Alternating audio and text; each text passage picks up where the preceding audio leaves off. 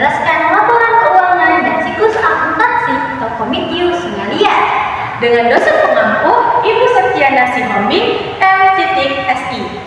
Baik, sebelumnya perkenalkan tim kami, saya sendiri Dinda Bepsilia dengan NPM 1092508 dan rekan saya Amelia Trisya dengan nomor NPM 1092503. Baik, di sini kami akan menjelaskan profil usaha Tokomityu Sungalia. Nah, Tokomityu Sungalia Frozen Food adalah usaha retail perseorangan yang berlokasi strategis di Jalan Ahmad Yani Jalur 2, Sungalia, Bangka. Tepatnya di depan kantor Pengadilan Agama dan telah beroperasi sejak 12 Agustus tahun 2023. Sebagai bisnis yang bergerak di subsektor perdagangan retail makanan, toko ini fokus menyediakan produk protein hewan dan makanan yang praktis seperti daging iris, nugget, dan sosis untuk memenuhi kebutuhan ibu rumah tangga. Selanjutnya akan dijelaskan oleh rekan saya. Baik, terima kasih. Usaha ini menunjukkan pertumbuhan pesat dari awalnya hanya memiliki 3 unit freezer menjadi 12 unit freezer dengan modal awal sebesar 30 juta rupiah yang bersumber dari tabungan pribadi tanpa utang bank. Untuk mendukung operasional harian, toko dikelola secara profesional oleh 3 karyawan dengan sistem shift pagi, sore, dan malam, serta menjunjung misi ketat dalam menjaga kualitas kesegaran produk dan kedisiplinan pembayaran kepada pemasok demi menjamin kelancaran rantai pasok. Baik, selanjutnya kami akan menjelaskan untuk kategori aset usaha, yaitu ada aset atau harta. Yang pertama, aset lancar atau jangka pendek. Nah, Tokomityu Sungalia memiliki kas, yaitu uang tunai di toko dan rekening bank untuk operasional harian. Yang kedua, memiliki persediaan barang dagang, yaitu stok produk, ada daging slice, nugget, sosis, dan lain sebagainya. Yang ketiga, sewa di biar dibuka, yaitu pembayaran sewa tahunan sebesar 10 juta. Terus yang kedua ada aset tetap atau jangka panjang. Tokomityu memiliki perawatan usaha, ada aset dengan manfaat lebih dari 1 tahun yang mengalami penyusutan. Yang kedua, item utama, yaitu 12 unit freezer dan handphone operasional kasir. Selanjutnya ada liabilitas atau hutang. Tokomityu status utang lembaga keuangan 0 atau tidak ada. Toko tidak memiliki utang aktif di bank atau lembaga keuangan lainnya. Selanjutnya ada ekuitas atau modal. Struktur modal pemilik, investasi awal Tokomityu adalah sebesar 30 juta dari dana pribadi. Fungsi digunakan untuk pengadaan stok, freezer, dan renovasi awal.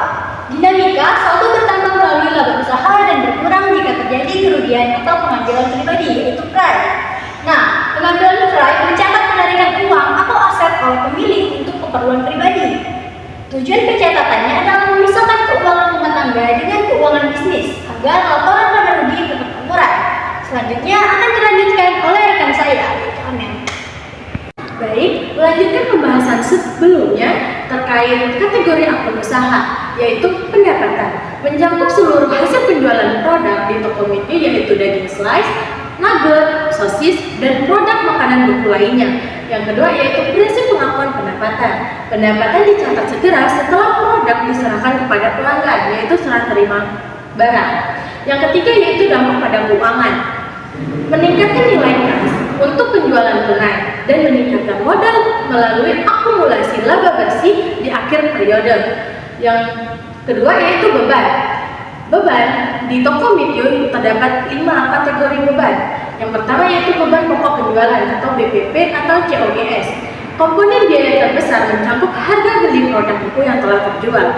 Yang kedua yaitu beban gaji. Tokomityu mengerjakan 3 karyawan untuk bekerja di shift pagi, sore, dan malam. Yang ketiga yaitu beban sewa, yaitu alokasi bulanan dari biaya sewa tempat sekitar 10 juta rupiah per tahun.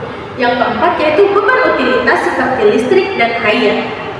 Biaya operasional krusial, terutama penggunaan energi untuk 12 freezer. Yang terakhir yaitu beban penyusutan.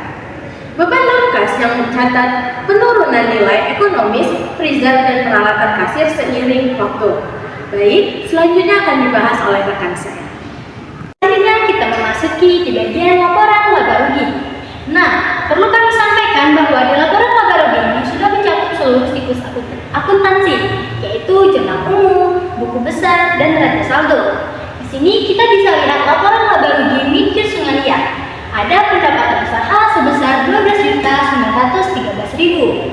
Selanjutnya ada beban-beban usaha, yaitu ada beban cop-cop sebesar 10.000, beban selada sebesar 100.000, beban sukanda sebesar 280.000, beban telur 255.000, beban diskon 6.000, beban clean team 400.000, beban ensemble 280.000, beban sereal museli 176.000, beban jazz 430.000, beban pakcoy 80.000, beban batu es 24.000, beban nyapu 137.000, beban oleh-oleh 306.000, beban bakso 250.000, beban jamu 140.000, beban sayur 253.000, beban mentai 230.000, beban wijen 150.000, beban nanas 195.000, beban omega 270.000, beban cireng 221.000, beban kentang Mustafa 40.000, beban whipped cream 85.000, beban gulungan sushi 160.000, beban sumpit 60.000, beban tapai 150.000, beban ayam 1.540.000, beban makan 50.000, beban citra 215.000, beban Himalaya 200.000, beban hotel 245.000, beban bonanza 720.000, beban arisan 400.000, dan beban gaji 3.750.000. Jadi seluruh totalnya adalah 11.823.000. Nah, bisa dilihat di sini pendapatan usaha dikurang dengan jumlah beban usaha, jadi laba bersih yang didapat oleh toko Mityu adalah sebesar 1.090.000. Baik, dapat dilihat pada slide ini laporan neraca toko Mityu Sungai Liat pada periode November 2025 yang berada dalam kondisi seimbang atau balance di angka Rp5.274.000. Neraca menunjukkan posisi keuangan yang sehat, di mana seluruh aset toko Mityu Sungai Liat bersumber murni dari modal sendiri tanpa adanya beban hutang. Baik, selanjutnya yaitu kesimpulan dan saran dari laporan keuangan dan siklus akuntansi toko Mityu Sungai Liat. Kesimpulan, secara keseluruhan toko Mityu berada dalam kondisi keuangan yang sehat dan menguntungkan dengan perolehan laba bersih sebesar Rp1.090.000. Capaian ini menunjukkan pengelolaan usaha yang efisien, di mana seluruh biaya operasional mampu tertutupi oleh pendapatan. Meski jumlah laba masih relatif kecil, hasil ini menjadi sinyal positif bagi keberlangsungan bisnis serta menjadi modal dasar yang kuat untuk melakukan evaluasi kerja, meningkatkan strategi pemasaran, dan memperluas jangkauan pasar di masa depan. Selanjutnya akan dijelaskan oleh rekan saya. Baik, terima kasih. Di sini ada saran.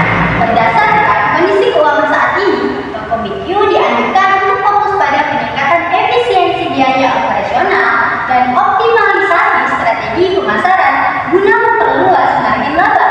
Keuntungan yang ada sebaiknya dialokasikan kembali sebagai modal kerja untuk meningkatkan stok atau memperbaiki kualitas layanan, sambil tetap melakukan evaluasi rutin terhadap produk yang paling diminati. Dengan menjaga keseimbangan antara pengelolaan, pengeluaran, dan inovasi penjualan, usaha ini memiliki peluang besar untuk memperkuat daya saing dan mencapai keuntungan yang lebih optimal di masa depan. Baik, mungkin itu saja yang bisa kami sampaikan terkait laporan keuangan dan siklus akuntansi dari toko Mityu Sungai Liat. Mohon maaf jika ada salah kata dan salah penyampaian. Kami akhiri, wabillahi